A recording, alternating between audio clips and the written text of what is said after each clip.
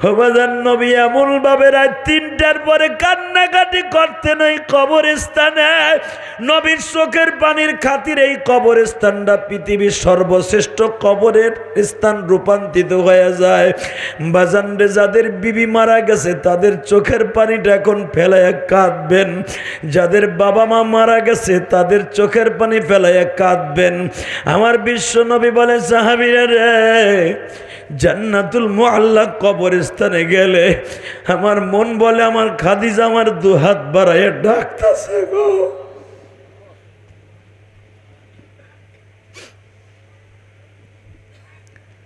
এই কবরস্থানটাকে আমার নবী এত ভালোবাসতেন। হে যুবক ভাইরা রে, তোমাদের দুটা পাও ধরে বলে দিয়ে যাই গো, আমার বিশ্ব নবী বয়স যখন বাবা 23 বছর, মা খাদিজা 23 বছর, নবীর বয়স যখন 18 বছর। ইন দি মিন টাইমে মা খাদিজার একটা গোলাম ছিল, নাম ছিল তার মাইসারা। মাইসারা এখন ব্যবসার টাকা ভালো করে হিসাব নিতে পারে না, এত পরিমাণ টাকা হয়েছে, বিশাল বড় গুদাম ভাড়া নিছে টাকা থোয়ার লাইগা। ও বাজান, পৃথিবীতে সর্বপ্রথম মুসলমানের মধ্যে সর্বপ্রথম ব্যাংকের ম্যানেজার হলো মা খাদিজা। মা খাদিজার ব্যাগের মধ্যে টাকা ধরার আর জায়গা নাই।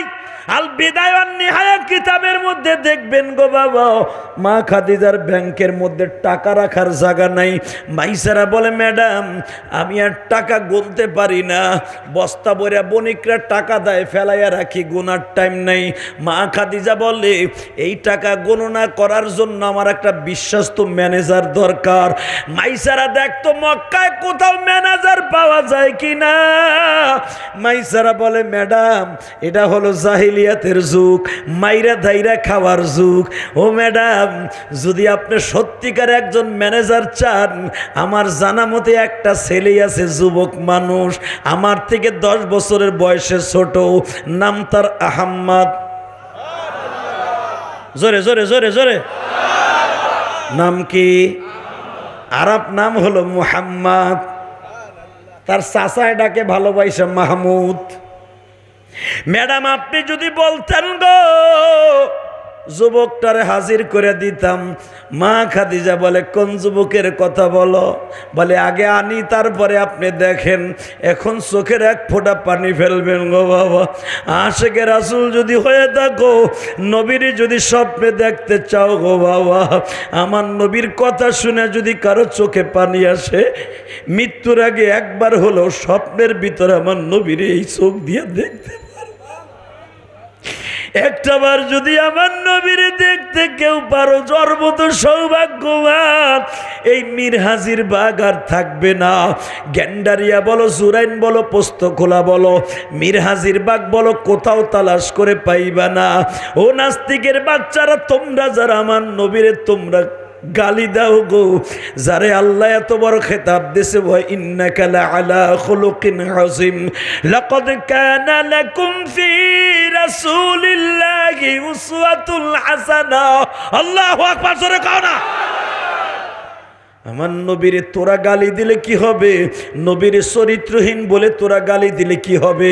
নবীর রব তোমার আমার রব, আমার নবীরে বলছে পৃথিবীর শ্রেষ্ঠ মহামানব। তাকবীরের ধ্বনি দিয়ে বুঝাইয়া দিবা, মিডিয়ার মাধ্যমে সারা দুনিয়ার নাস্তিকগুলার কপালে জুতার বাড়ি দিবা।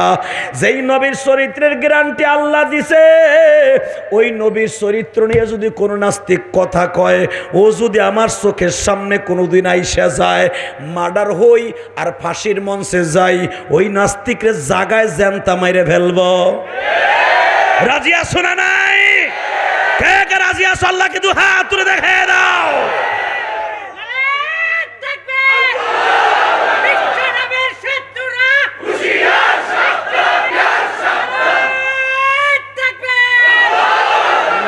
বসে বড় 30টা সেকেন্ড আমি বলবো, এই মাহফিলটা আজীবন হোক ইনশাআল্লাহ। মুসলিম ঐক্য পরিষদের ব্যানারে ওয়াজ হইছে বিদায় ইলিয়াস রহমান জিহাদিরে পাইছো। আমারে পাওয়া এত সহজ না মিয়া। বাংলাদেশে যতগুলো বক্তা আছে তাদের মধ্যে আমি গুনাহগার একজন। সুপারস্টার যারা আছে, আমারে পাওয়া এত সহজ না, এত দ্রুত। আল্লাহ শুকর, মুসলিম ঐক্য পরিষদের ব্যানারে প্রতি বছর এই জায়গায় আমাদের হাবু ভাইকে আল্লাহ যতদিন বাঁচায় রাখছে, দরকার পাহাড় ধাক্কায় সরায় ফেলবে, বড় বড় বক্তার দ্বারা এখানে ওয়াজ হবে ইনশাআল্লাহ। কি রাজি আছেন না অ্যাডভোকেট সাহেব? জীবনের বিনিময়ে প্রশাসন লাগে, আমার হাবু ভাই আছে, বক্তা লাগে, বিপ্লবী আছে, মুসলিম ঐক্য পরিষদ আছে। অসুবিধা কি? আপনারা শ্রোতারা আছেন, ইনশাআল্লাহ ওয়াজ চলবে, হবে ইনশাআল্লাহ। বলেন আল্লাহু আকবার, জোরে বলেন। ওয়াজ যদি হয়, ওয়াজ যদি হয়, চুপ করো তো, ওয়াজ যদি হয় 30টা সেকেন্ডে আমি বলে যাব অ্যাডভোকেট সাহেবকে, আগামী বছর এর চাইতে বড় আয়োজন আপনার করতে হবে। আপনি বিপ্লবীরে বলে দিবেন রবিউল আউয়ালের চাঁদি করবা তুমি, কারণ নবীর শুভ আগমন উপলক্ষে মুসলিম ঐক্য পরিষদের ব্যানারে ওয়াজ হবে। আমি কাউন্সিলর সাহেব যতদিন বেঁচে আছি এখানে হবে। তার কলিজার টুকরা সন্তান বলবে আমিও রাজি আছি আমার বাবার এই স্মৃতি ধরে রাখতে। ইনশাআল্লাহ তাআলা আপনারা নতুন নতুন বক্তাদের নতুন নতুন উপহার পাবেন, কান্নাকাটি করতে পারবেন ইনশাআল্লাহ। তো ওয়াজটা হোক, চান না? মাগনা হইব? আমি যদি আপনাদের দুইটা পাও ধরে বলি, যুবক রে, যত কান্নাকাটি হয়েছে, যা হয়েছে, তুমি জানো না আমার ওয়াজের টাকা দিয়া 4 কোটি টাকা খরচ করে আমি একটা মসজিদ বানাইছি এই কেরানীগঞ্জ। ওই যে বলছে না বিপ্লবী ওয়াজের আগে 10-11 কোটি টাকা খরচ করে মসজিদ মাসা করছি, দেখে আসবেন। আমি কারো বলি নাই আমার 1 বস্তা সিমেন্ট দেন। ইলিয়াসুর রহমান যদি বাড়ি যেমনে করছে তার সাথে সুন্দর করছি মসজিদ। 4 কোটি টাকা খরচ করে এই যে গোলাম বাজার, বাউবাজার ব্রিজের গোড়ে ইলিয়াসুর রহমান জিহাদি আল্লাহ শুকর মসজিদ করছি। গতকালকে যে সভাপতি ছিল ওই মিডিয়ারে জিগান, সে বলে হুজুর আল্লাহ আমার টাকা দিছে কিন্তু আপনার মতো মসজিদ বানাইতে পারেনি এককভাবে অর্থায়নে। আমি মসজিদের সভাপতি, এই মাদ্রাসার সভাপতি, আজকের মাহফিলের সভাপতি। হুজুর আমি আপনার মায়ের মসজিদের টাকা দিয়ে দোয়া নিলাম, আপনার মা যদি জান্নাতে যায় আমার মাও যেন জান্নাতে যায়। প্রতিদিন হাজার হাজার মানুষ আমার মায়ের মসজিদে, আমার মাদ্রাসায় টাকা দেয়। শুধু 30টা সেকেন্ডে বলবো, এই মুসলিম ঐক্য পরিষদ ওয়েদারের কারণে অনেক কিছু করতে পারে নাই বাবা, একজন আলেমদের সংগঠন। আমি আপনাদের কাছে হাত পাতবো, 50টা যুবকদের মধ্যে একটা যুবক আসনি, নগদ কোনো বাকি ঝুঁকি নাই, একটা যুবক লাভ দিয়ে দাঁড়ায় বলতে পারবা হুজুর আপনার তো মা হারা, আপনি হাত পাচ্ছেন, ইনশাল্লাহ আমি 5,000 টাকা এই মুসলিম ঐক্য পরিষদের মাহফিলের জন্য আমি নগদ দিব, দেন তো আমার হাতে। কে দিবেন 5,000 টাকা? 5,000 টাকা আমার হাতে প্রথম কে দিবেন? দেন তো 5,000 টাকা নগদ। 5,000 নারায় তাকবীর। গুলিকে আমার চাইতে বড় আলেম বানায় দিও।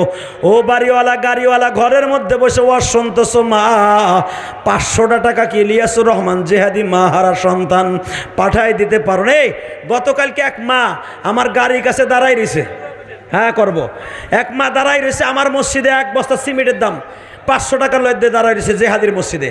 আল্লাহ তোমার এক বান্দা 1000 টাকা আল্লাহ কবুল করো তাড়াতাড়ি। আল্লাহ জানে মালে বরকত দিও, হালাল রিজিকের ব্যবস্থা করে দিও, এদের সন্তানগুলোরে কবুল করে নিও, আল্লাহ এদেরকে মাফ করে দিও। জোরে কানা আমিন, হে জোরে কানা আমিন। হে বিশ্বজয়ী হাফেজ গড়ার কারিগর যাকে বলা হয় ইব্রাহিম নবীর মতো মিস্ত্রি, কাবাঘর কিন্তু আল্লাহ নিজে বানান নাই, মিস্ত্রি ইব্রাহিম বানাইছে, তার ছেলে ইসমাইল জোকালদার বানাইছে। এই যে হাফেজরাতে বিশ্ব জয় করে আসে, এর পিছনে সরব হলো এই নাসিরি সাহেবের। যদি কোনো ওসিলায় আল্লাহ মাফ করে দেয়, এই নাসিরির আল্লাহ কোরআনের পাখিদের ওসিলা মাফ করে দেবে। যেই দেশে কোরআন নাযিল হইছে বেটা, এই চান্দুগুলা ভালো করে বস, 8টা সেরি 8টা দেশের লাগে খেলাইয়া ফুটবল, সরকার তাকে বাড়ি দেয় গাড়ি দেয়, আর কোরআনের পাখির এয়ারপোর্টে নামলে হিজলা মার্কা কিছু পুলিশ গণসম্বর্ধনার টিরাকরে ধাক্কায় খেদায়, কপালে জুতার বাড়ি। তোর বংশে হাফেজ আছে কিনা আমি জানি না।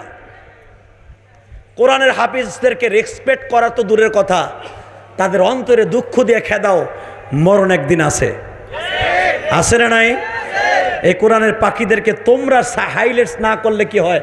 আমরা কোরআন প্রেমিকরা দেখায় দিলাম, এই রাত 12:30 1টা পর্যন্ত বইয়ে থাইকা বসে রয়েছে। আমি ইলিয়াস রহমান যদি এত সময় ওয়াজ করতাম না মিয়া, খালি ওনার আসবে বিদায় আমি এত সময় লং টাইম করলাম, আর বেশি দীর্ঘায়িত করব না।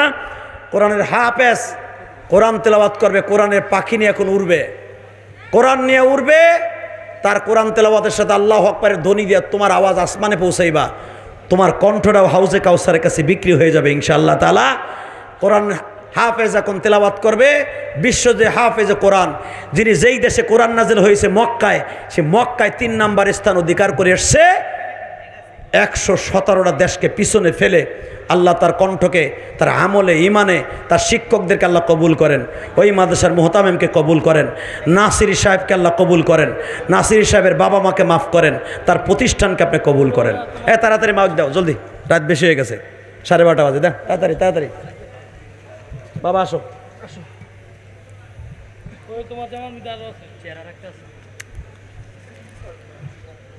ভাই দোয়া করি। আমি আসার সময় একটা ছেলে, কমিশনার সাহেব, আমার একটা ছেলে আমার মায়ের মসজিদে 500 টাকা দিয়ে দোয়া চাইছে। আমার মসজিদে কাজ চলতেছে, দোয়া করি। ছেলেটা সামনে বয়ে রয়েছে, বারবার ঘুরতেছে, হুজুর একটু দোয়া করেন। 500 টাকা আমার কাছে 5 কোটি টাকার সমান, কারণ আমার মসজিদে বাবা 4 কোটি টাকা খরচ করছে। আল্লাহ ছাড়া আর ওয়াজের লোক ছাড়া আমার দেওয়ার মতো কেউ নাই। ইনশাল্লাহ দোয়া থাকবে ওই ছেলেটার জন্য, আপনার মেহরবানি করে বসেন। আর গতকালকে যে সভাপতি আমার মসজিদে টাকা দিছে, আজকে আসার পরেও আমার কাছে ফোন করে দোয়া চাই, হুজুর কালকের কথা মনে নাই, আমি আপনার মসজিদে টাকা দিছিলাম। সবাই দোয়া করেন, কোরআন তেলাওয়াতের পরেই মোনাজাত হয়ে যাবে।